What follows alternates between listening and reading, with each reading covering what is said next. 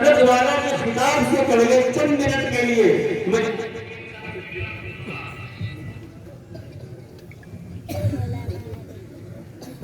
Mic set کر لیجئے. حضرت والا کا خطاب ہوگا. آپ حضرات کی جمعی کے ساتھ سکون و اطمینان کے ساتھ بیٹھیں. انشاءاللہ ہم سب کے لیے بہت فائدے مند ثابت ہوگا.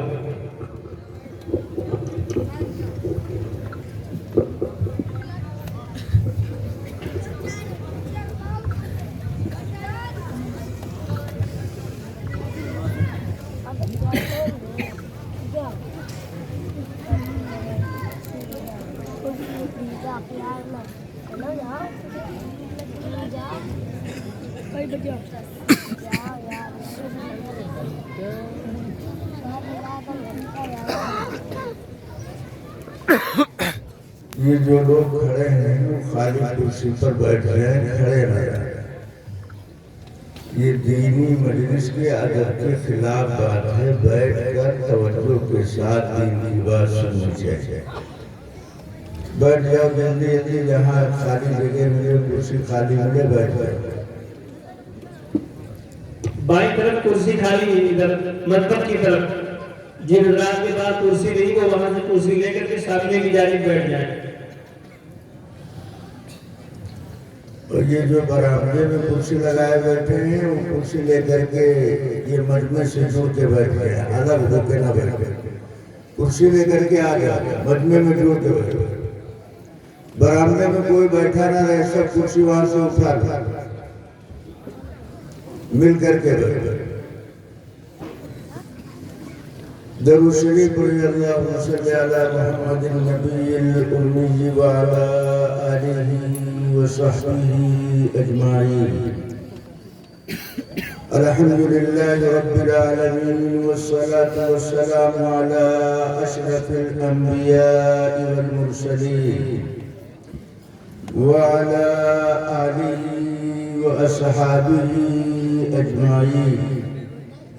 اما بعد. عن ابن عباس رضی اللہ تعالی عنہ قال قال رسول اللہ صلی اللہ علیہ وسلم ما ظهر الغلول في قوم إلا ألقى الله في قلوبهم الرعب ولا فشى الزنا في قوم إلا كثر فيهم الموت ولا نقص قوم المكيال والميزان إلا قطع عنهم الرزق ولا حكم قوم بغير حق إلا فشى فيهم الدم ولا نقض بالعهد إلا سلط عليهم العدو أو كما قال عليه الصلاة والسلام.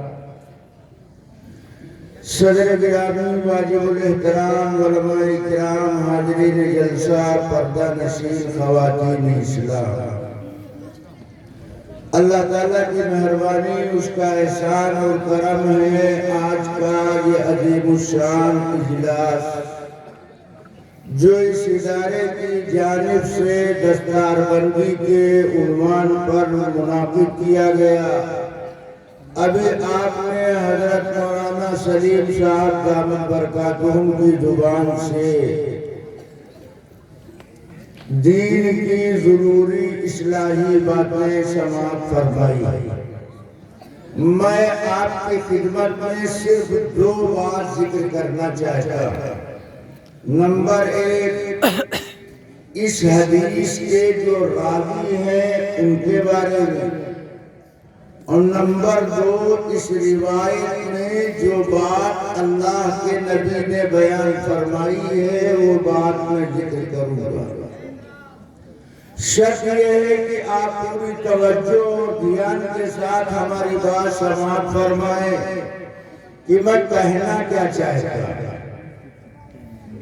اہل مدارس جو اجلاس منعقد کرتے ہیں اس کے کچھ بنیادی مقاصد ہوتے ہیں.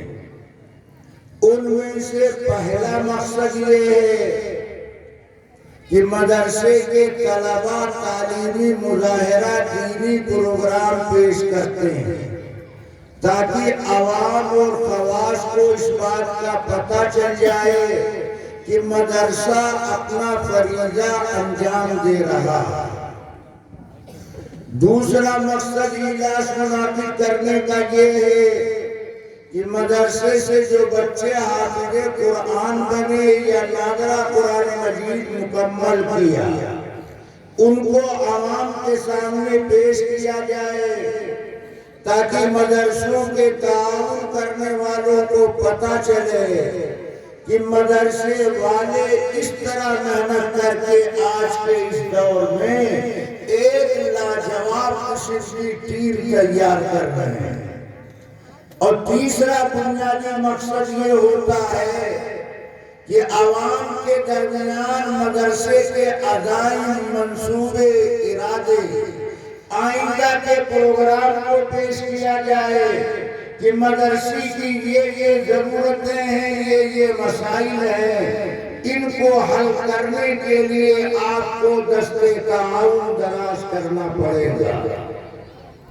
اور چوتھا بنیادی مقصد یہ ہوتا ہے کہ جب عوام و خواص کا ایک بڑا مجمع موجود ہے تو ان کے سامنے دین کی بنیادی باتیں بھی آنی چاہیے تاکہ مسلمان مردوں اور عورتوں کی زندگی میں اصلاح ہو سکے۔ ان بنیادی مقاصد کو سامنے رکھ کر کے اہل مدارس مدرسوں میں دینی اجتماعات اور جلسے منعقد کرتے ہیں۔ یہ جلسے یوں ہی نہیں منعقد کیے جاتے ہیں، ان کے کچھ اغراض و مقاصد ہیں جس کی طرف میں نے ترتیب وار اشارہ کیا۔ اللہ کی مہربانی سے یہ چاروں باتیں آپ کے سامنے درجہ بدرجہ آ چکی ہیں۔ میں نے آپ کے سامنے مشکاہ شریف کی ایک حدیث پڑھی۔ اس حدیث کے راوی حضرت عبداللہ ابن عباس رضی اللہ تعالیٰ عنہ۔ حضرت عباس یہ حضور کے چچا، ان کے بیٹے، ان کا نام عبداللہ، وہ عبداللہ ابن عباس کے نام سے مشہور ہے۔ حضور صلی اللہ علیہ وسلم کے مدینہ ہجرت فرمانے سے 10-12 سال پہلے ان کی پیدائش ہوئی۔ جب عبداللہ ابن عباس پیدا ہوئے تو ان کی ماں نے اللہ کے نبی کی خدمت میں دعا کے لیے پیش کیا۔ اس سے مسلمان ماؤں کو سبق حاصل کرنا چاہیے کہ اللہ لڑکا یا لڑکی کی دولت نعمت عطا فرمائے تو اللہ والوں سے دعا بھی کرانا چاہیے۔ جیسے عبداللہ ابن عباس کی ماں نے ان کو بچپن میں نبی کی خدمت میں دعا کے لیے پیش کیا تو اللہ کے پیغمبر نے سب سے پہلے اپنا لعاب عبداللہ ابن عباس کے حلق میں ڈالا۔ اللہ کے نبی کے لعاب کی عظمت کا عالم یہ ہے کہ اگر صدیق اکبر کے پاؤں میں زہر کا اثر ہے، نبی اپنا لعاب لگا دے تو صدیق اکبر کے پاؤں سے سانپ کا زہر غائب ہو جائے۔ اگر حضرت علی کی آنکھ میں دکھن ہے، چبھن ہے، اللہ کے نبی اپنا لعاب لگا دے تو حضرت علی کی آنکھ سے درد غائب ہو جائے۔ اگر کنویں کا پانی کھارا ہے، اللہ کے نبی اپنا لعاب کنویں میں ڈال دیں تو کنویں کا پانی میٹھا ہو جائے۔ یہ عبداللہ ابن عباس ہے کہ ان کے پیٹ میں اس دنیا میں اگر کوئی چیز سب سے پہلے پہنچی ہے تو وہ حضرت محمد رسول اللہ صلی اللہ علیہ وسلم کا نام مبارک۔ عبداللہ ابن عباس بچے بالکل چھوٹے، نبی کے زمانے میں انہیں 11-12 سال کی کل عمر میسر تھی، کل 11-12 سال کے یہ تھے۔ مگر اتنے ذہین تھے کہ ایک مرتبہ اللہ کے نبی قضائے حاجت کے لیے تشریف لے گئے. نبی واپس آتے اس سے پہلے لوٹے میں پانی وضو کے لیے عبداللہ بن عباس نے لا کر کے رکھ دیا. نبی واپس تشریف لائے, پوچھا یہ پانی کس نے رکھا؟ بتایا گیا عبداللہ بن عباس نے رکھا. ان کی دوربینی کو دیکھ کر اللہ کے نبی نے اسی جگہ کھڑے عبداللہ ابن عباس کو 2 دعائیں دی. نبی نے ابن عباس کے لیے 2 دعا فرمائی, اللہم علمہ الکتاب وفقہہ فی الدین. اللہ ان کو کتاب کا علم عطا فرما, اللہ ان کو دین کی سمجھ عطا فرما.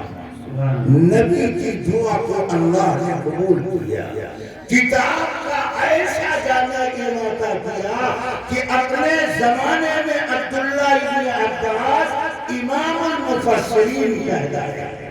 اور دین کی سمجھ کا عالم یہ ہے کہ تنہا عبداللہ ابن عباس 1660 حدیثوں کے روایت کرنے والے. عبداللہ ابن عباس 1660 حدیثیں تنہا نقل کرنے والے.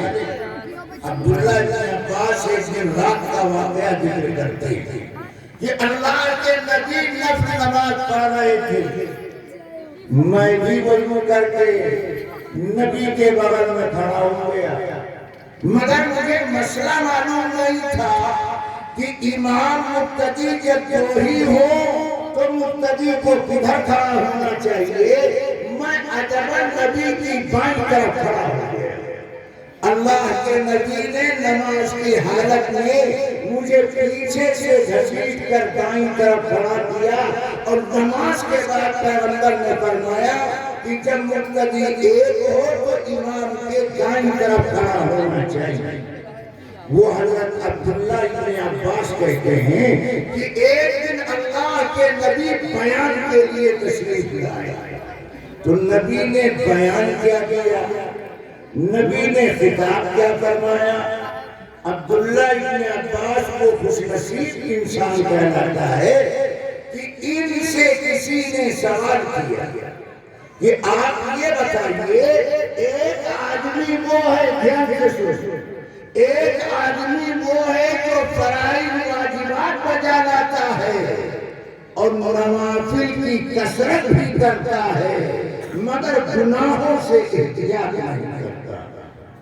اور دوسرا آدمی وہ ہے جو صرف فرائض واجبات بجا لاتا, نفلی عبادتوں کا اہتمام نہیں کرتا, مگر گناہوں سے سخت اجتناب کرتا. عبداللہ ابن عباس آپ یہ بتائیے, قلیل العمل و کثیر الذنوب, کثیر العمل و قلیل الذنوب اعجب الیہ, آپ کی نظر میں ان دونوں میں کون آدمی اچھا؟ تو عبداللہ ابن عباس نے فرمایا, میری نظر میں گناہ سے زیادہ بچنا اس سے بڑھ کر کوئی نیکی نہیں. سب سے بڑی نیکی ہے کہ گناہ سے بچنے کا اہتمام کیا جائے. آج ہم نیک کام بھی کرتے ہیں اور گناہ کا کام بھی کرتے رہتے ہیں. نیکی کم کرتے ہیں, گناہ کے کام زیادہ کرتے ہیں. صورتحال ہمارے سامنے, آج تو ہم یہی نہیں جانتے کہ گناہ کس کو کہتے ہیں. اتنا بڑا مجمع موجود, اسٹیج کے مردیوں کو چھوڑ کر میں ایک بات پوچھتا تھا, اگر میں آپ سے پوچھوں گناہ کس کو کہتے ہیں تو آپ ہمیں گناہ کی تعریف نہیں بتا سکتے. آپ گناہ ہمارے سامنے گنانا شروع کر دیں گے, جھوٹ بولنا, چوری کرنا, زنا کرنا. ارے اللہ کے بندے یہ سب گناہ کے کام ہیں. سوال ہمارا یہ ہے کہ گناہ بنتا کیسے ہے, گناہ ہوتا کیسا ہے, گناہ کہتے کیسے. گناہ کے معنی دھیان سے سنو, میں بہت آسان کر کے آپ کو سمجھاتا ہوں, اور انشاءاللہ مجھے یقین ہے کہ آپ اس طرح سمجھ جائیں گے کہ دوسروں کو سمجھانا شروع کر دیں گے. کیوں؟ کچھ کچھ آپ کی سمجھ میں آنے لگا، کچھ کچھ ہماری بات آپ کی سمجھ میں آنے لگا ہے۔ بات سمجھ میں آ رہی؟ کون کون سمجھ رہا ہے؟ ذرا ہاتھ اٹھا۔ یہ پیچھے والے بھی سمجھ رہے ہیں تو آگے والے کی ضرورت سے زیادہ سمجھ رہے ہیں۔ جو اتنے پیچھے والے سمجھنے لگے تو آپ کو ضرورت سے زیادہ سمجھ رہے ہیں۔ اچھا کچھ کچھ آپ سمجھ رہے ہیں، ابھی تھوڑی دیر میں سب کچھ آپ کی سمجھ میں آئے گا، تھوڑی دیر میں سب کچھ آپ کی سمجھ میں آئے گا۔ گناہ کس کو کہتے ہیں؟ گناہ کے معنی ہے نافرمانی کرنا۔ گناہ کے معنی نافرمانی کرنا۔ نافرمانی کا مطلب کیا ہے؟ نافرمانی کا مطلب ہے اپنے بڑے کی بات نہ ماننا۔ آپ کہتے ہیں یہ لڑکا ماں باپ کا نافرمان ہے، یہ شاگرد استاد کا نافرمان ہے، یہ مرید پیر کا نافرمان ہے۔ معلوم ہوا بڑے کی بات نہ ماننا اس کو نافرمانی کہتے ہیں، اور گناہ کے معنی ہے نافرمانی کرنا، اور سب سے بڑی ذات ہے اللہ، اور اللہ کی مخلوقات میں سب سے بڑی ذات ہے حضرت محمد رسول اللہ صلی اللہ علیہ وسلم۔ لہذا اللہ کی بات نہ ماننا، رسول اللہ صلی اللہ علیہ وسلم کی بات نہ ماننا، یہ گناہ کہلاتا ہے۔ بات سمجھ میں آئی؟ اللہ رسول کی بات نہ ماننا اس کو گناہ کہتے ہیں۔ اب آگے سنو، ہم پیراگراف بدل رہے ہیں۔ بات نہ ماننے کا دو طریقہ، بات نہ ماننے کا دو طریقہ۔ ایک طریقہ تو یہ ہے بڑے نے کہا یہ کام کرو، تم نے صاف کلیئر جواب دیا میں تمہاری بات نہیں مانتا، یہ بھی بڑے کی بات نہ ماننے کا ایک طریقہ۔ اور ایک دوسرا طریقہ، بڑے نے جس کام کے کرنے کو کہا یہ اس کام کو کرنے کے لیے چلا، مگر وہ کام بڑے کے بتائے ہوئے طریقے پر نہیں کر رہا ہے، اپنی مرضی کے مطابق کر رہا ہے۔ بڑے کی بات مان رہا ہے مگر اپنے طریقے پر، بڑے کے کام کو بڑے کے بتائے ہوئے طریقے پر نہیں کرتا، اس کا یہ کرنا بھی گناہ کہلاتا ہے۔ اور گناہ یہ بڑی خطرناک چیز ہے۔ گناہ سے جسمانی نقصان بھی ہوتا ہے، روحانی نقصان بھی ہوتا ہے، دنیاوی نقصان بھی ہوتا ہے، اخروی نقصان بھی ہوتا ہے۔ اب میں ہر ایک کی مثال دیتا ہوں۔ جو آدمی کثرت سے گناہ کرنے لگتا اس کا دل بجھا بجھا رہتا، اس کا چہرہ بھیگا رہتا، وہ ہر وقت بیماری کا شکار رہتا، اس کی ذات میں تر و تازگی نہیں پائی جاتی۔ اور دنیاوی اعتبار سے گناہ کا نقصان یہ ہے گنہگار کی روزی میں تنگی کر دی جاتی، اس کے کام سے برکت ہٹا دی جاتی، لوگوں کی نظر میں وہ ذلیل ہونے لگتا۔ اور اخروی نقصان یہ ہے کہ بعض گناہ ایسے ہیں کہ اللہ میدان قیامت میں ان گنہگاروں پر نگاہ رحمت نہیں ڈالے، انہیں اللہ کی دیدار سے محروم کر دیا جائے گا۔ بعض گناہ ایسے خطرناک ہیں کہ ان پر اللہ کی لعنت برستی ہے، اللہ کے نبی کی لعنت برستی ہے۔ اللہ کی لعنت کا مطلب ہے ایسا بدنصیب اللہ کی رحمت سے محروم کر دیا جائے گا۔ گناہ بڑی خطرناک چیز، اس سے بچنے کا ہر ایک کو اہتمام کرنا چاہیے۔ اللہ کے نبی نے آج 5 گناہوں کا تذکرہ کیا اور ان 5 گناہوں کے اثرات کو بیان کیا۔ ہر گناہ میں اثر، زہر میں اثر، شراب میں اثر، برف میں اثر، شہد میں اثر ہے، دودھ میں اثر ہے، گناہ میں بھی اثر، گناہ میں بھی اثر، اور وہ اثر ظاہر ہوگا۔ مسلمان جان کر کبھی بھول کر گناہ کرتا ہے۔ سوال یہ پیدا ہوتا ہے کہ آخر مسلمان گناہ کے کام کیوں کرتا ہے؟ مسلمان گناہ کے کام کیوں کرتا ہے؟ تو جواب اس کا یہ ہے کہ گناہ میں وقتی طور پر لذت حاصل ہوتی ہے، گناہ کے کام میں وقتی طور پر مزہ آتا ہے۔ جیسے خارش کا مریض جانتا ہے کہ خارش کی بیماری میں پھجانے سے جگہ پر جلن پیدا ہوتی ہے، مگر خارش کے مریض کو پھجانا اچھا لگتا ہے، پھجلانے میں مزہ آتا ہے، اس لیے جانتے ہوئے بھی خارش کا مریض پھجاتا رہتا ہے۔ یہی حال ہر گناہ کا ہے، گناہ کرتے ہوئے گنہگار کو وقتی طور پر لذت حاصل ہوتی ہے، مزہ آتا ہے، اس لیے گناہ پر گناہ کا ارتکاب کرتا ہے۔ مگر یہ فرق سمجھنا چاہیے، جیسے خارش کے مریض پھجاتے ہوئے وقتی طور پر پھجانا اچھا تو لگتا ہے، مگر وہ اس کی صحت کی علامت نہیں۔ اسی طرح گنہگار کو گناہ کرتے ہوئے وقتی طور پر مزہ تو آتا ہے، مگر یہ اس کے ایمان کے لیے زہر ہے، یہ اس کے ایمان کے لیے زہر ہے۔ بعض گناہ ایسے ہیں کہ ایمان سلام کر لیا کرتا ہے، ایمان ساتھ چھوڑ دیا کرتا ہے۔ اس لیے گناہ سے بچنے کا اہتمام کرنا چاہیے۔ آج اللہ کے نبی نے 5 گناہوں کا تذکرہ کیا اور 5 گناہوں کے اثرات بیان کیے۔ حضرت عبداللہ ابن عباس فرماتے ہیں کہ اللہ کے نبی نے ارشاد فرمایا، ما ظہر الغلول فی قوم الا القى اللہ فی قلوبہم الرعب۔ جب کوئی قوم خیانت کی عادی ہو جاتی ہے تو اللہ ان کے دل کے اندر دہشت پیدا کر دیتا ہے۔ اب ذرا اس مسئلے کو سمجھیے، نبی نے کہا جب کوئی قوم خیانت کی عادی ہوئی، خیانت کس کو کہتے ہیں؟ ذرا دھیان سے سنو تو بات سمجھ میں آئی۔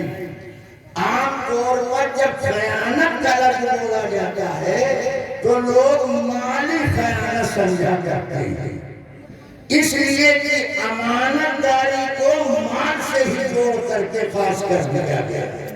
تو خیانت کا لفظ جب بولا جاتا ہے تو عام طور پر لوگ مالی خیانت مراد لیتے ہیں۔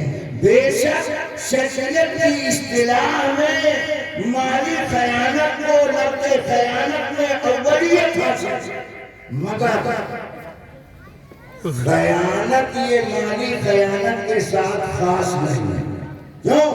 نبی کہتے ہیں جب کوئی قوم امانت میں خیانت کرنے لگے، امانت کا تعلق صرف مالی امانت کے ساتھ خاص نہیں ہے۔ قرآن کو اللہ کہتا ہے اِنَّا عَرَضْنَا الْأَمَانَةَ عَلَى السَّمَاوَاتِ وَالْأَرْضِ، کہ اللہ نے امانت کو زمین و آسمان پر پیش کیا، پہاڑ پر پیش کیا، ہر ایک نے لینے سے انکار کیا۔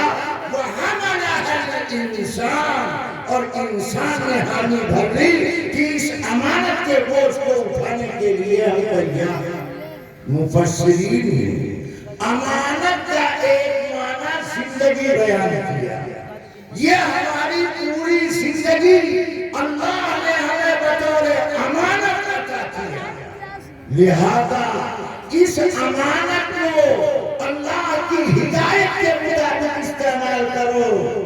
اسی لیے اسلام میں خودکشی کرنا حرام، گلے میں رسا ڈالنا، ریل کی پٹی پر لیٹ کے مر جانا، مٹی کا تیل ڈال کے راکھ بنا لینا، اپنے آپ کو چھت سے زمین کے حوالے کر دینا، ندی کنویں میں اتر کر اپنا نام مٹا دینا، اپنے پیٹ پر چھڑا بھونک لینا، یہ سب خودکشی کے کام کہلاتے ہیں۔ اور شریعت میں خودکشی حرام، جو حرام ہے اس لیے کہ ہم اس جان کے مالک نہیں ہیں، ہم جان کے مالک نہیں ہیں، جسم کے ڈھانچے میں یہ جان روح اللہ نے امانت کے طور پر حوالے کیا ہے، اس پر دسترازی کا اختیار نہیں دیا۔ اسی لیے علماء جانتے ہیں اس ہاتھ کا کاٹ کر بیچنا حرام ہے۔ اس ہاتھ میں گھڑی موجود ہے، وہ ہم جس کو چاہیں ہدیے میں دے دیں، جیب میں موبائل موجود ہے، جس کو چاہیں ہدیے میں دے دیں، قیمت میں بیچ دیں۔ کیوں؟ ہم موبائل کے مالک ہیں، ہم گھڑی کے مالک ہیں، مگر اس ہاتھ کے ہم مالک نہیں ہیں۔ یہ ہاتھ اللہ نے امانت کے طور پر دیا، لہذا اسے کاٹ کر بیچنے کا ہمیں پاور نہیں ہے۔ آدمی وہ چیز بیچ سکتا ہے جو اس کی ملکیت قبضے میں پائی جائے، اور جس چیز پر اس کی ملکیت قبضہ ثابت نہیں ہے اس کا بیچنا بھی اس کے لیے جائز نہیں۔ اس لیے اس ہاتھ کا کاٹ کر بیچنا، گردہ نکال کر بیچنا شریعت نے حرام اس لیے کہ اللہ نے یہ چیزیں ہمیں امانت کے طور پر دیا۔ یہ پوری زندگی اللہ نے امانت کے طور پر دیا، اس کو اللہ کی بغاوت میں خرچ کرتے ہو۔ آنکھ اللہ نے دیا دیکھنے کے لیے، مگر 70 سال کا بڈھا بھی چائے کی دکان پر بیٹھتا ہے تو بڑھیا کو دیکھنا بند نہیں کرتا، بڑھیا کو تاکنا بند نہیں کرتا ہے۔ آخر اس کو کیا کرنے والا جانتا ہے کہ اس گزرنے والی عورت کا ہاتھ نہیں ڈال سکتے، اس کو ہم اپنے پاس نہیں بلا سکتے، مگر پھر بھی بیٹھا ہوا اپنی آنکھ سے رہا ہے، اپنی نگاہ کام کرتا ہے۔ وقتی طور پر نظر پڑتی ہے تو دیکھنے والے کو لذت حاصل ہوتی ہے۔ اس لیے بد نظری کی گناہ میں حاجی نمازی بڑے بڑے دینداری جرم کا ارتکاب کرتے ہیں، اور یہ بیماری ایسی ہے کہ دیکھنے والے کو خود دکھائی نہیں پڑتی ہے جب تک خود وہ اس بات کا احساس نہیں کرے گا۔ اس امانت میں خیانت نہ کرو، ورنہ اللہ دل کے اندر خوف پیدا کر دے گا۔ گناہ میں جو گناہ کا جو ارتکاب کرے گا اس کے دل میں دہشت، خوف، ڈر پیدا ہو جائے گا۔ عبداللہ ابن عباس کہتے ہیں اللہ کے نبی نے دوسرے گناہ کا تذکرہ کیا، فرمایا وَلَا تَشَزِّنَا فِي قَوْمٍ إِلَّا كَسُرَ فِيهِمُ الْمَوْتِ۔ جب کسی قوم زناکاری بدکاری عام ہو جاتی ہے، جب کسی قوم میں زناکاری بدکاری عام ہو جاتی ہے تو اس میں موت کی کثرت ہونے لگتی ہے۔ اس گناہ کا اثر نبی نے بتایا جس قوم میں اس کی کثرت پائی جائے گی ان میں موت کی بھی کثرت پائی جائے گی۔ جب کوئی قوم بدکاری کی عادی ہو جاتی ہے تو اس قوم میں موت کی کثرت ہو جاتی ہے۔ اب قرآن پڑھو، قرآن زنا کے بارے میں کیا کہتا ہے؟ قرآن نے کہا وَلَا تَقْرَبُوا الزِّنَا إِنَّهُ كَانَ فَاحِشَةً وَسَاءَ سَبِيلًا۔ زنا یہ بڑی ہوئی برائی ہے، وَسَاءَ سَبِيلًا بڑا گندا راستہ۔ اس زندگی میں جو گرفتار ہوتا ہے اس کی زندگی گندی ہو جاتی ہے۔ زناکار آدمی کو اگر پہچاننا ہے، میں پہچان بتاتا تھا، وہ چاہے مرد ہو چاہے عورت، اس کی زندگی میں 3 باتیں آپ کو دکھائی پڑیں گے، غور کرو تو پتہ چلے۔ بدکار مرد اور بدکار عورتیں یہ زمین کے اوپر بوال بنے ہوئے، ان کی وجہ سے بارش روکی جاتی ہے، ان کی بدکاری کی وجہ سے برکت کا نزول نہیں ہوتا ہے، اللہ کا غضب کرتا رہتا ہے۔ ان کو حلال پاکیزہ طریقہ عطا کیا تھا، نکاح کا طریقہ، یہ نسل انسانی کی بقا کا سب سے مضبوط طریقہ تھا۔ انہوں نے پاکیزہ راستہ چھوڑ کر گندا اور گھناؤنا طریقہ اختیار کیا۔ جب کسی قوم یہ برائی عام ہوتی ہے، تو اللہ کے نبی کہتے اس گناہ کا اثر ان میں موت کی کثرت ہونے لگتی ہے۔ زناکار مردوں اور عورتوں کی زندگی میں 3 باتیں مشاہدے میں آتی ہیں۔ نمبر 1، بدکار مرد کا چہرہ ہر وقت خوف زدہ رہتا ہے، ہر وقت وہ خوف و ہراساں رہتا ہے، ہر وقت ڈرتا رہتا ہے کہیں کیس کھل نہ جائے، کہیں فائل اوپن نہ ہو جائے، اور کہیں واقعہ منظر عام پر نہ آ جائے۔ اس ڈر سے ہر وقت وہ خوف زدہ رہتا ہے۔ اور دوسری پہچان، ایسے آدمی کی کمائی میں برکت نہیں ہوتی، بدکار مرد کی کمائی میں برکت نہیں ہے۔ بدکاری کرنے والی عورت جس گھر میں رہتی ہے اس گھر میں بھی برکت نہیں ہوتی۔ اسی لیے یہ برکت سے محروم کیوں ہوتا ہے؟ اس لیے کہ جو کماتا ہے چور راستے سے معصومہ پہ لٹاتا ہے، اپنے بیوی بچوں کا خیال نہیں کرتا، ویران گھر کو آباد کرنے کے چکر میں پڑا رہتا ہے، اپنی آمدنی چور راستے سے معصومہ پر نچھاور کرتا رہتا ہے، اس لیے اس کی کمائی سے برکت ختم کر دی جاتی ہے۔ یہ ہر وقت مفلسوں کا لاش نظر آتا ہے، دردے کی دیوار میں دبا رہتا ہے۔ اور اس کی تیسری پہچان، یہ آدمی بہت جلد موت کے قریب ہو جاتا ہے۔ ایسے لوگ جوانی کی بھی موت مرتے ہیں۔ بدکار مرد و بدکار عورتیں بہت جلد انہیں موت کا سامنا کرنا پڑتا ہے۔ کیوں؟ وجہ اس کی یہ ہے کہ یہ اپنے نفس کی پیاس بجھانے کے لیے جسم کی ضرورت کا احساس نہیں کرتا۔ جب موقع ملا، جہاں موقع ملا، اپنی خواہش کی آگ بجھانے کے چکر میں پڑا رہتا ہے۔ اس بے اعتدالی کی وجہ سے دن بدن اس کی صحت برباد رہتی ہے، دن بدن اس کی صحت میں خرابی پیدا ہو جاتی ہے۔ یہ جوانی کو پانی کی طرح تباہ و برباد کرتا ہے، اس لیے یہ موت کے قریب ہوتا ہے، مہلک بیماریوں میں گرفتار ہوتا ہے، اور بہت جلد موت کا لقمہ بن جایا جاتا ہے۔ اسی لیے حضرت محمد رسول اللہ صلی اللہ علیہ وسلم نے ایک موقع پر زناکار مردوں اور عورتوں کی سزا کا تذکرہ کیا تو اس میں نبی نے اپنا خواب بیان کیا۔ نبی کا خواب شریعت میں حجت ہے، ولی کے خواب سے شریعت کا مسئلہ نہیں بنتا، اور پیر صاحب کے خواب سے تم نہ وضو کو جوڑا جا سکتا ہے نہ وضو کو توڑا جا سکتا ہے۔ ان کے خواب کی شخصیت میں کوئی حیثیت نہیں ہے، ان کے لیے خوشخبری ہو سکتی ہے، مگر ان کے خواب پر شریعت کی دیوار کو کھڑا نہیں کیا جا سکتا۔ نبی کے خواب پر شریعت تعمیر ہوتی۔ اللہ کے نبی کہتے ایک دن میں نے خواب دیکھا، 2 فرشتے ہمارے پاس آئے اور ہم کو اٹھا کر لے گئے ایسی جگہ جہاں تنور میں آگ چل رہی ہے۔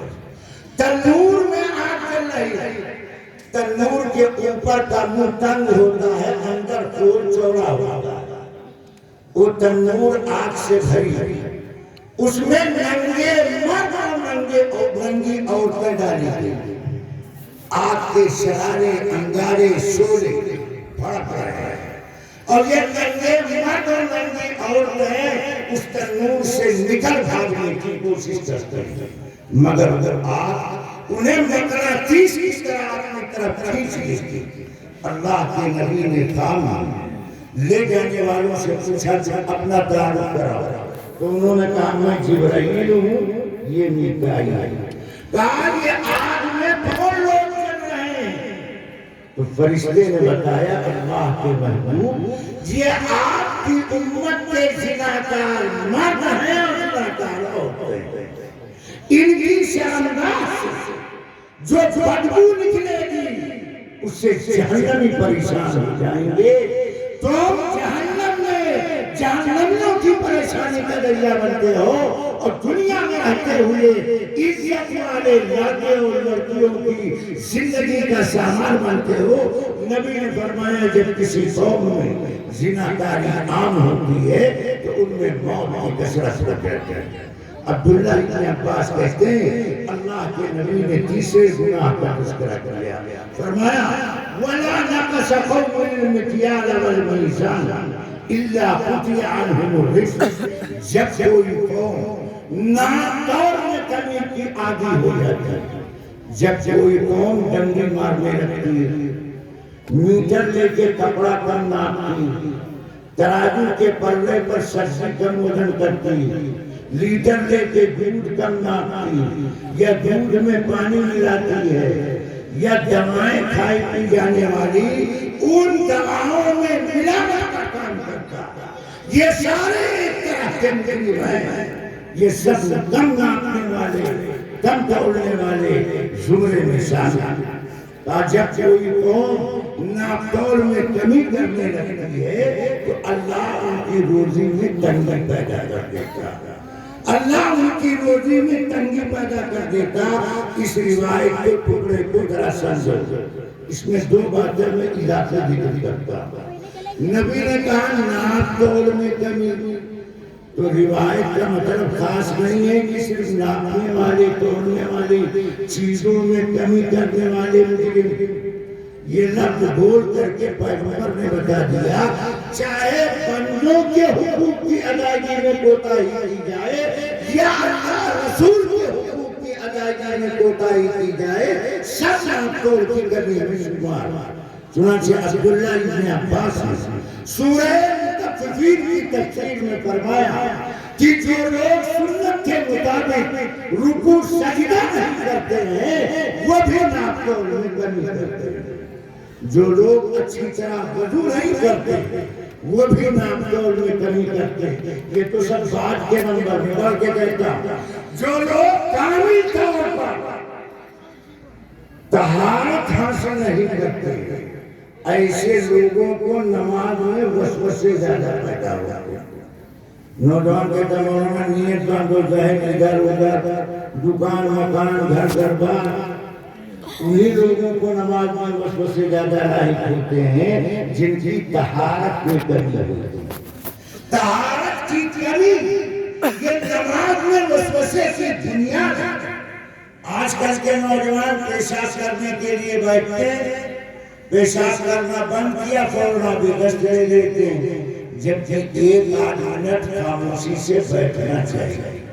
قطرے آنے کے امکان رہتے ہیں، فوراً آگے دست لے لینے کے بعد کھڑے ہوتے ہیں، قطرے آتے ہیں، کپڑے نجس ہوتے ہیں، جسم ناپاک ہوتا ہے، نماز پڑھنے جاتے ہیں، نماز میں وسوسے آنے لگتے ہیں، نماز میں وسوسے آنے لگتے ہیں. وسوسہ پیدا ہونے کی بنیاد ہے طہارت میں کمی، پاکی کے اندر خامی، اس سے وسوسے پیدا ہوتے ہیں. اللہ کے نبی نے فرمایا جو لوگ ناپتول میں کمی کرتے ہیں اللہ ان کی روزی میں تنگی کر دیتا ہے. روزی میں تنگی کا مطلب کیا ہے؟ کھانا بند ہو جاتا ہے، یہ مطلب ہے. روزی میں روزی کا لفظ حدیث میں رزق کا لفظ استعمال کیا گیا ہے، اور رزق یہ عربی کا لفظ ہے، اور عربی کا لفظ بہت وسیع المفہوم ہوتا ہے. عربی کا لفظ وسیع المفہوم ہوتا ہے. تو جب رزق عربی کا لفظ ہے تو اس سے صرف روزی مراد نہیں ہے، بلکہ عربی میں رزق کے معنی ہے عطا. اللہ کی طرف سے بندے کو جو بھی ملتا ہے وہ سب اللہ کا رزق کہلاتا ہے. بندے کو اللہ کی طرف سے جو بھی ملتا ہے سب کو اللہ کا رزق کہنا چاہیے، اس لیے کہ رزق کے معنی ہے عطا. اللہ کی جانب سے جو نوازش عطا بخشش انعام ملتا ہے وہ سب رزق کے شمار رزق میں اس کو شمار کرنا چاہیے. تو اس جرم کے مجرم کی روزی میں اللہ کمی کرتا ہے تو اس کا مطلب یہ نہیں کہ صرف روزی کم کر دی جاتی ہے. اس کا مطلب یہ ملا، اس کا مطلب یہ معلوم ہوا کہ جوانی یہ بھی اللہ کی عطا ہے. علم، صحت، کمائی، مکان، سواری، یہ سب اللہ کی عطا۔ تو کبھی اللہ تعالیٰ کم ناپنے والے کی سواری چھین لیتے ہیں اور کبھی کم توڑنے والے کا علم کمزور کر دیتے ہیں۔ اللہ اس طور پر روزی میں کمی کرتا ہے، لہذا یہ نہ سوچو کہ روزی ہمیں صبح و شام مل رہی ہے، اللہ نے کہاں گردن ناپ کی تمہیں پتہ بھی نہیں چل رہا ہے۔ یہ جوانی بھی اللہ کے رزق ہے، یہ طاقت بھی اللہ کے رزق ہے، یہ حسن و جمال بھی اللہ کے رزق ہے، یہ معلومات بھی اللہ کے رزق ہے۔ کہاں اللہ کمی کر دے کوئی پتہ نہیں۔ اس لیے ناپ توڑ میں کمی کے جرم کو چھوڑ دینا چاہیے۔ حضرت عمر کے زمانے خلافت میں ماں نے لڑکی سے کہا تھا دودھ میں پانی ملا دیا، تو لڑکی نے کہا تھا امیر المومنین کی طرف سے پابندی۔ ماں نے کہا امیر المومنین دارالخلافہ میں سو رہے ہیں، تو لڑکی نے کہا اماں جو عمر کا رب ہے وہی ہمارا تمہارا رب ہے۔ اس رب کی شان یہ ہے نہ تو اس کو نیند آتی ہے نہ تو اس کو اونگ آتی ہے، نہ تو اس کو نیند آتی ہے نہ اس کو اونگ آتی ہے۔ لہذا سونے کا سوال کہاں سے پیدا ہوتا ہے؟ اللہ دیکھ رہا ہے اس زمانے کی لڑکی نے اپنی ماں کی اصلاح کر دیا، اور آج زمانے کی لڑکیاں، آج کل کی لڑکیاں، ابھی مولانا بتا رہے تھے جب وہ کالج سے آتی ہیں تو نیا موبائل آتا ہے، کالج سے آتی ہیں تو نیا موبائل آتی ہے۔ ماں نے آہستہ سے پوچھا یہ نیا موبائل تمہارے پاس کہاں؟ تو کہا فلاں سہیلی نے دیا۔ اچھا، اس سہیلی نے نیا قیمتی موبائل تمہیں دے دیا، تم بھی تو اس کی سہیلی ہو، تم نے نیا موبائل خرید کر ان کو کیوں دیا؟ لڑکی آئی نیا موبائل لائی اور لڑکا آیا نئی موٹر سائیکل لایا۔ اب ابا نے باہر دیکھا، کالج پڑھنے گئے تھے یا کمانے گئے تھے، یہ نئی موٹر سائیکل کہاں سے آئی؟ کہا میرے دوست نے گفٹ کیا۔ تم نے اپنے دوست کو کیا گفٹ کیا؟ کچھ نہیں کیا۔ ماں نے لڑکی کے موبائل کو دیکھ کر خاموشی اختیار کیا، باپ نے لڑکے کے موٹر سائیکل کو دیکھ کر خاموشی اختیار کیا۔ جیسے آج چور راستے سے تم نے موٹر سائیکل گھر میں داخل کیا ہے اور چور دروازے سے تم نے موبائل گھر میں داخل کیا، کل چور راستے سے تیرے گھر کی عزت لوٹنے والی، کل چور راستے سے تیرے گھر کی عزت لوٹنے والی ہے، اس لیے کہ تم کم ناپتے ہو، کم دوڑتے ہو۔ لڑکے کی اصلاح کرنا، اپنی اولاد کی تربیت کرنا، یہ ماں باپ کے فرائض میں شامل ہے۔ اپنے کو نمازی بنا لیا، تہجد گزار بنا لیا، تکبیر اولیٰ کا پابند بنا لیا، سمجھتا ہے میں زمانے کا جنید ہوں، وقت کا شبلی ہوں، ہرے درخت کو پھول کے دیکھ لوں تو ہرے درخت کے پتے سے جھڑ جائیں گے۔ اس شیطانی خیال میں مبتلا نہ رہو۔ اپنے آپ کو نیک بنانا یہ نجات کے راستے کافی نہیں ہے، یہ اصلاح کا طریقہ نہیں ہے۔ قرآن میں اللہ کہتا ہے یا ایھا الذین آمنوا قوا انفسکم واہلیکم نارا، ایمان والو اپنے آپ کو جہنم کی آگ سے بچاؤ۔ لہذا دوسروں کے گھر جھانکنا بند کرو، دوسروں کی اصلاح کی فکر میں موم بتی کی طرح بھولنا بند کرو۔ اپنے آپ کو دیکھو کون کون سی کمیاں ہماری زندگی میں پائی جاتی ہیں۔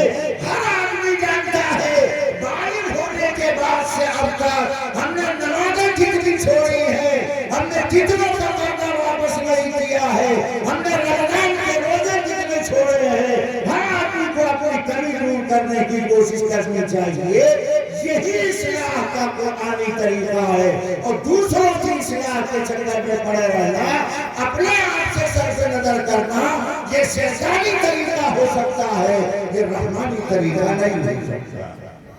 اپنے آپ کو تو تہجد گزار بنائے بیٹھے اور صبح فجر کی نماز کے لیے جب مسجد آتے ہیں تو لڑکا مرے پیر کی طرح بستر پہ پڑا رہتا ہے اور لڑکی بکری کی طرح پڑی رہتی اور بیوی نہ کھائی بھینس کی طرح پڑی رہتی. یہ نماز کے لیے آ رہا ہے اور پورے گھر میں بے نمازیوں کو تالا ڈال کے آیا. اب اس کی دعا سے کچھ ہونے والا، اس کی بددعا سے کچھ فرق پڑنے والا، کچھ فرق پڑنے والا نہیں. اس نے اپنی ذمہ داری کو ادا نہیں کیا. تمہیں نماز کی دعوت دینا، نماز کے لیے ان کو اٹھانا، اس پر ناراضگی کا اظہار کرنا، یہ تمہارے ایمان کی پہچان ہے. تم نے اپنے آپ کو نمازی بنایا ہے، اپنے اولاد کو نمازی بنانے کی کوشش نہیں کیا.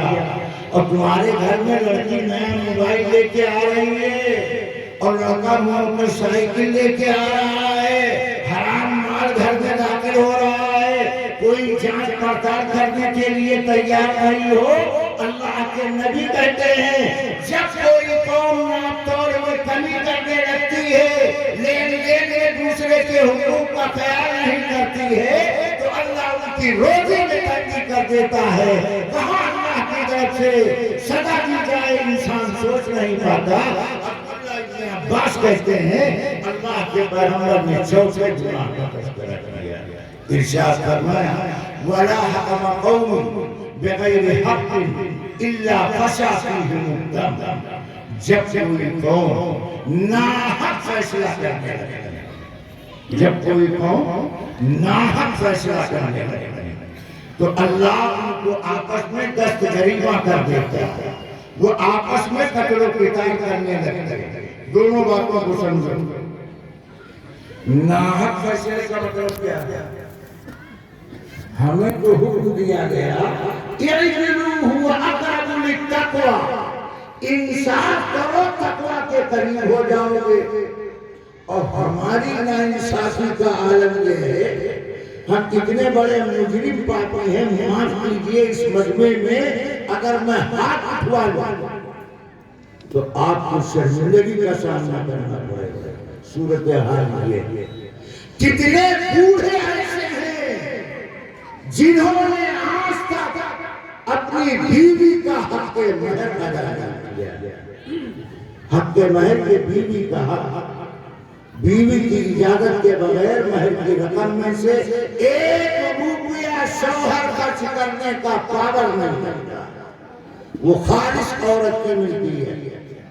جس عورت نے اپنی جوانی زندگانی تمہارے ساتھ لگائی، جس کو تم شریک حیات بولتے ہو، مال کے اتنے بڑے پجاری بنے کہ مرنے لگے بیوی کا حق مہر ادا نہیں کیا.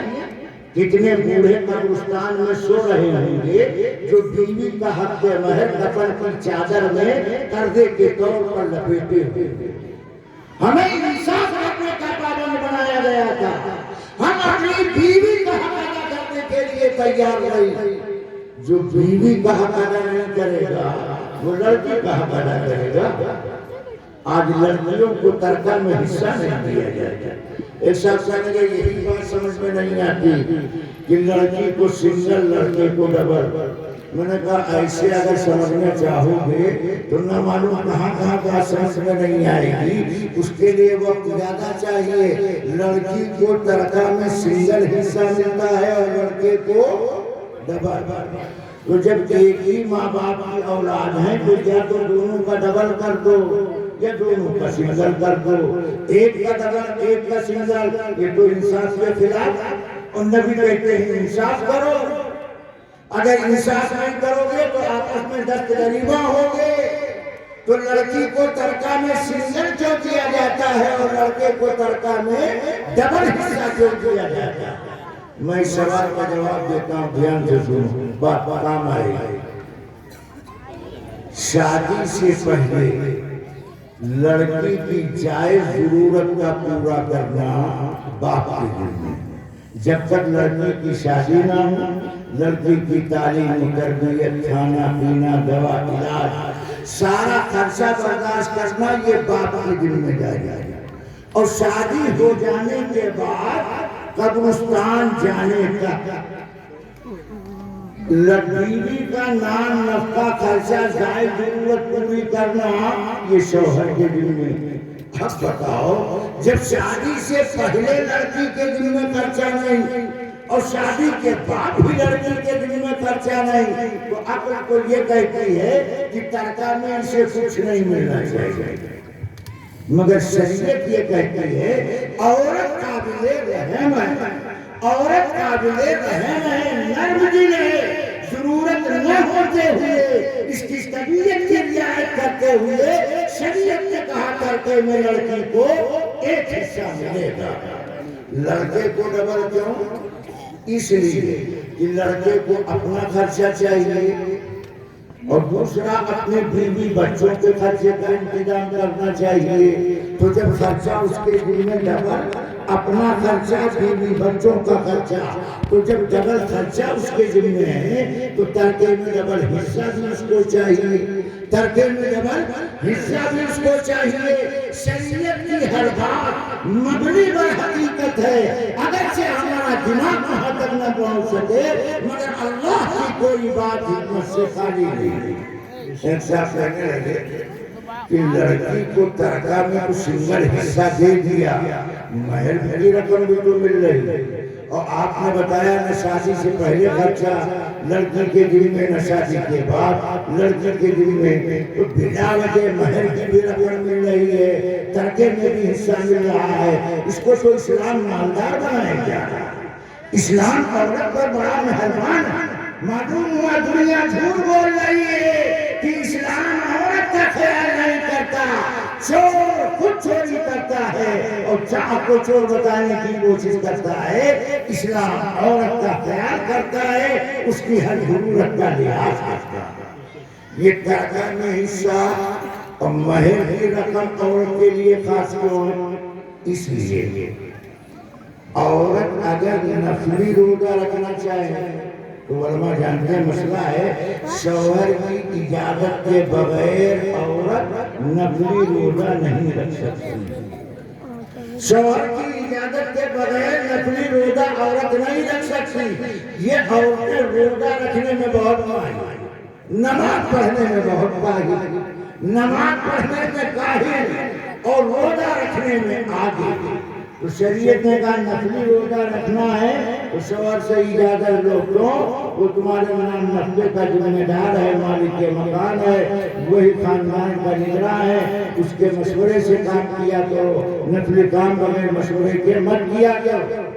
اب شوہر دوپہر میں سو رہے تھے، فقیر آیا مانگنے کے لیے، بیگم نے شوہر کی جیب میں ہاتھ ڈالا، 50 کا نوٹ نکالا اور دروازے پہ پردہ آ کر کے فقیر کے حوالے کر دیا۔ یہ بیگم کا شوہر کی اجازت کے بغیر 50 روپیہ صدقہ کرنا صحیح نہیں ہے۔ کیوں؟ وہ 50 روپیہ شوہر کی ملکیت ہے، وہ تمہارا پیسہ نہیں ہے۔ تم اپنا پیسہ صدقہ کر سکتی ہو، دوسری کی ملکیت کی رقم مالک کی اجازت کے بغیر بیوی کو شوہر کی رقم صدقہ کرنے کا پاور نہیں۔ جب نفلی روزہ رکھنے کا پاور نہیں تو نفلی صدقہ کرنے کا پاور کہاں سے مل جائے گا؟ اگر کچھ تو عقل سے کام لو، نہ تو نفلی صدقہ بغیر اجازت کے، نہ نفلی روزہ بغیر اجازت کے۔ اب عورت ہے، اس کو بھی زندگی کا سامنا، اب خالہ سے ملنے کے لیے بڑی بہن کا لڑکا آیا، 5 دن خالہ کے پاس رہا، جب چلنے لگا تو خالہ کے دل میں خیال آیا کہ بہن کا لڑکا آیا، سردی کا موسم ہے، گرم سوٹر خرید کر اس کو دینا چاہیے کیونکہ ہم سے بچہ پیار کرتا ہے۔ اب یہ عورت اپنے بہن کے لڑکے کو گرم سوٹر دینا چاہتی ہے، کہاں سے دے گی؟ اس لڑکے کے لیے گرم سوٹر کا انتظام کرنا یہ شوہر کی ذمہ داری نہیں، وہ بیگم کی ذمہ داری لے گا، اپنے اولاد کی ذمہ داری لے گا۔ تمہاری بہن کے لڑکے کا انتظام شوہر کی ذمہ نہیں۔ تو شریعت نے عورت کی طبیعت کی رعایت کرتے ہوئے کہا مہر میں جو رقم ملی، ترکے میں جو رقم ملی، یہ عورت کی ذاتی ملکیت ہے، اس رقم کو نفلی صدقہ میں استعمال کرو۔ کرو، اس رقم سے اپنے بہن کے لڑکے کے لیے گرم چادر گرم کپڑے کا انتظام کرو۔ شریعت کی ہر بات مبنی بر حقیقت ہے۔ عبداللہ ابن عباس کہتے ہیں پیغمبر نے ارشاد فرمایا جب کوئی قوم ناحق فیصلہ کرنے لگتی ہے تو اللہ آپس میں دست غریبہ کر دیتا ہے۔ آج باپ اولاد کے ساتھ انصاف نہیں کرتا، شوہر بیوی کے ساتھ انصاف نہیں کرتی، بیوی شوہر کے ساتھ انصاف نہیں کرتی، ایک دوسرے کے حق کے دبانے میں لگا ہوا ہے۔ عدل و انصاف کا تعلق صرف عدالت سے نہیں ہے، عدل و انصاف کا تعلق صرف عدالت سے نہیں ہے، زندگی کے ہر شعبے، زندگی کے ہر شعبے۔ اللہ کے نبی مسجد نبی میں تشریف لائے، دیکھا ستون میں رسہ بنا ہوا، پوچھا یہ کیا چکر ہے؟ بتایا گیا آپ کی زوجہ محترمہ عبادت کرتے کرتے جب تھک جاتے ہیں تو رسہ پکڑ کر لٹک جاتے ہیں تاکہ ترو تازہ دم ہو جائے۔ اللہ کے نبی نے کہا یہ رسہ کاٹو، یہ رسہ کاٹو، نفلی عبادت اس وقت تک کرو جب تک طبیعت یہ بساسے کو نیند کا غلبہ ہے، آرام کرو، تکان ہے، راحت حاصل کرو۔ یہ عدل و انصاف کا طریقہ ہے اور یہ راستہ حضرت محمد رسول اللہ صلی اللہ علیہ وسلم نے بتایا ہے۔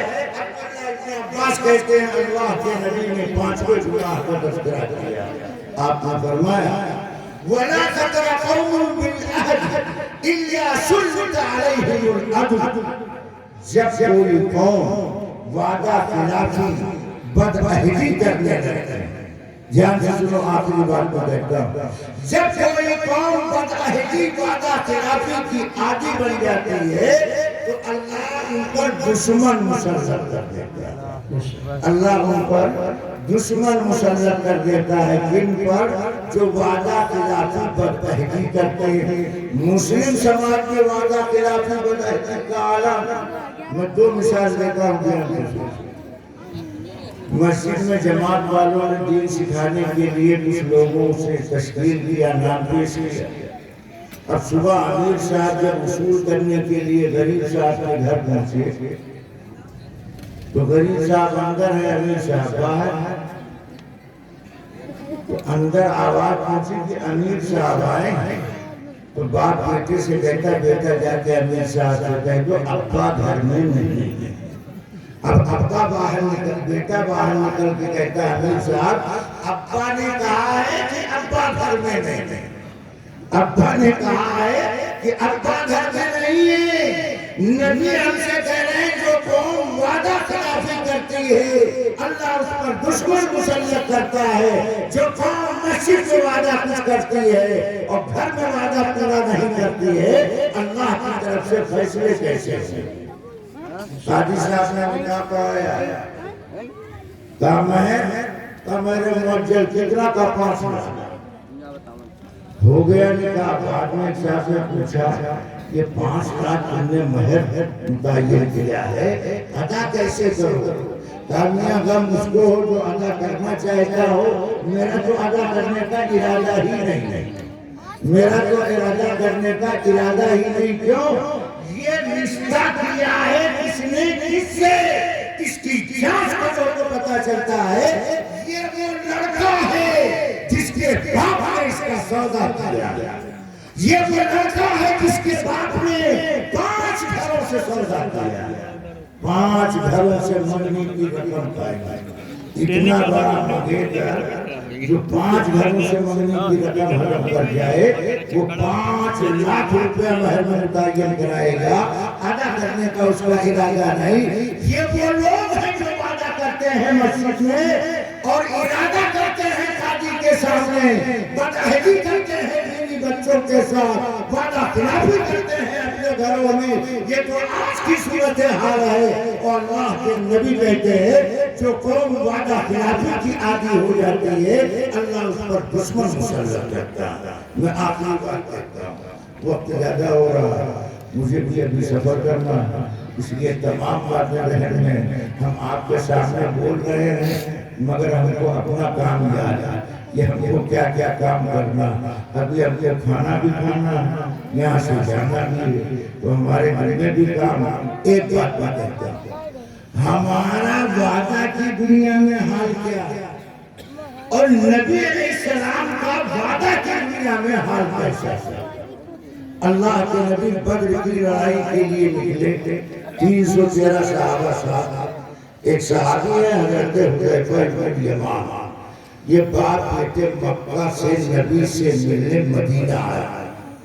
وہ کہتے ہیں جب مکہ سے ہم ہجرت کرنا چاہتے تو ابو جہل راستہ روک دیتے، جا نہیں سکتے، نکل نہیں سکتے، خبردار جو مدینہ جانے کا نام ہے۔ کئی مرتبہ ارادہ کیا مگر ابو جہل نے راستہ روکا۔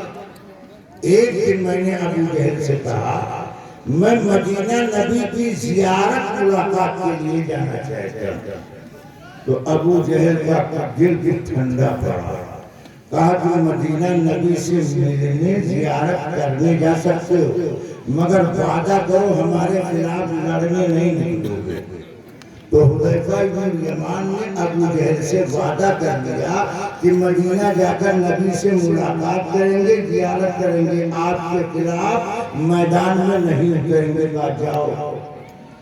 یہ چلے مکہ سے مگر نبی سے ملے جب نبی مدینہ سے بدر کے لیے نکل چکے۔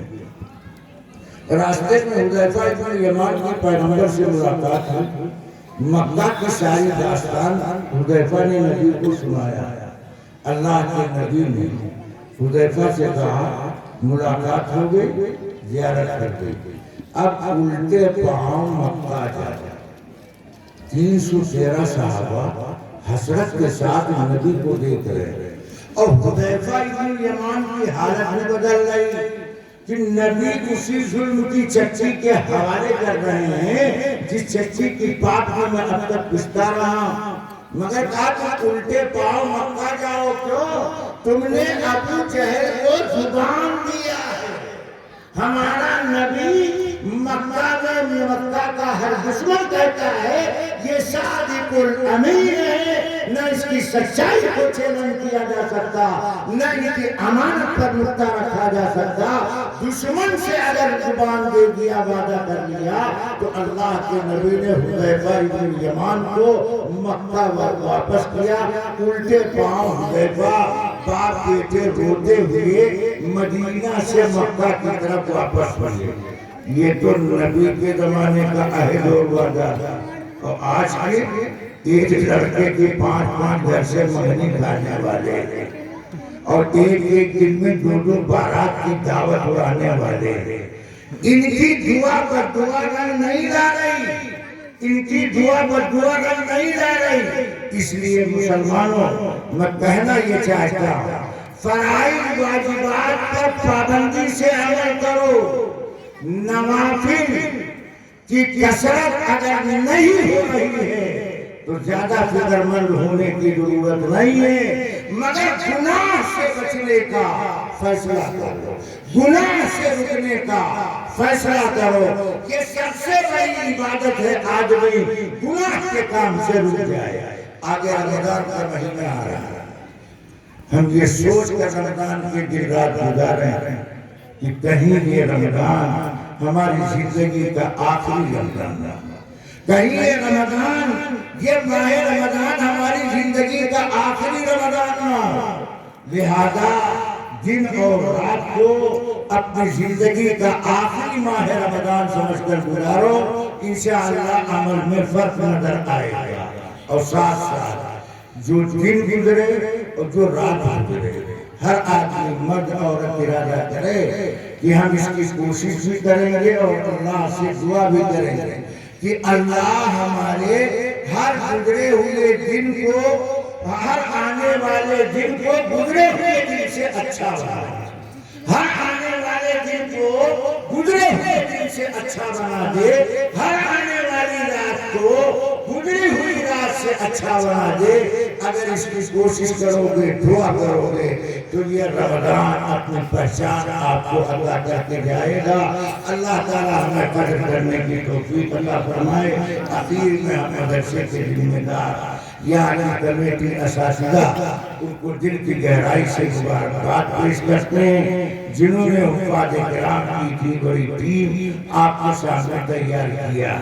یہ اتنے قیمتی ہیں کہ آپ جتنے لوگ بیٹھے سب کی جائیدادیں منقولہ اور غیر منقولہ دونوں، منقولہ اور غیر منقولہ سب کی جائیداد ایک پردے میں رکھ دی جائے اور ایک حافظ قرآن کو دوسرے پردے میں بٹھا دیا جائے تو حافظ قرآن کا پردہ جھکا رہے گا، جائیداد کا پردہ اٹھا رہے گا۔ یوں کہا جائے دنیا کی دولت ان کی قیمت بن نہیں سکتی، دنیا کی دولت ان کی قیمت بن نہیں سکتی، اس لیے کہ اللہ نے ان کے سینے کو لوح محفوظ کا نمونہ بنایا ہے۔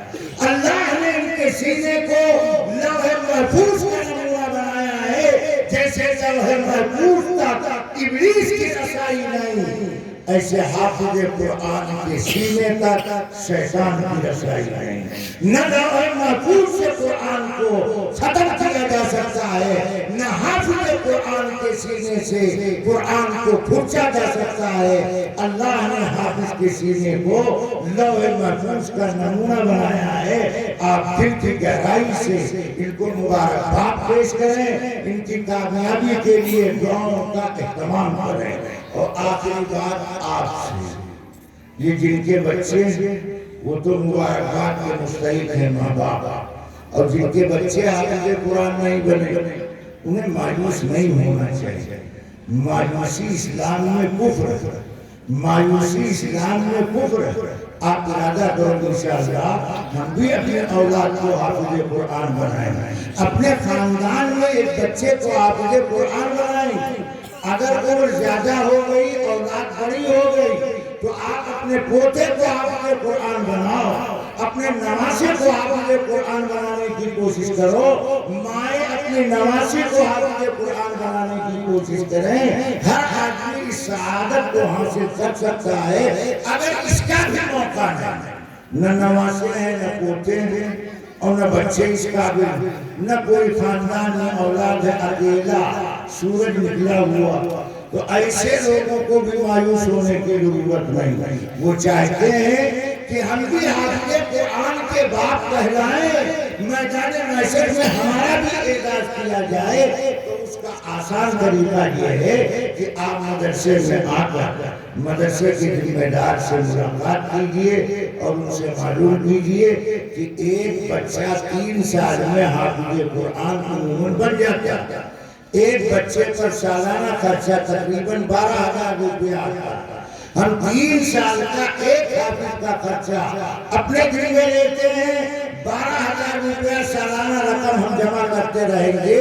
یہ بچہ ہمارے نام کر دیا جائے، اس کا پورا خرچہ ہمارے ذمہ ہے۔ 3 سال میں 36,000 روپیہ رقم آپ اس حافظ قرآن کا خرچہ برداشت کریں گے۔ اللہ تعالیٰ آپ کو میدان محشر میں حفاظ قرآن کے باپوں میں شمار کرے گا۔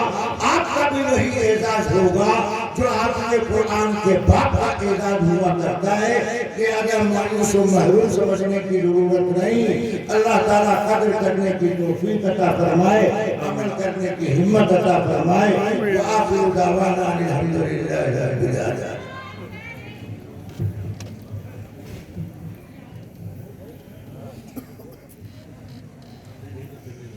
درود شریف پڑھ کر کے دعا کرو۔